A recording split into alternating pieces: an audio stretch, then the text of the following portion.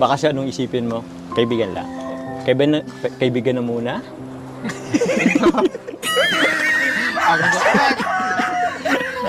Yun lang. Dapat bro, tumingin ka sa kanya. Tapos, Tingin na. yung mga ginagawa niya na mga maliliit na bagay, dapat mapansin mo. Ba't ka pinagpapawisan? Ganito. Gusto mo punasan kita? Ganyan. Uy, nag-workout na.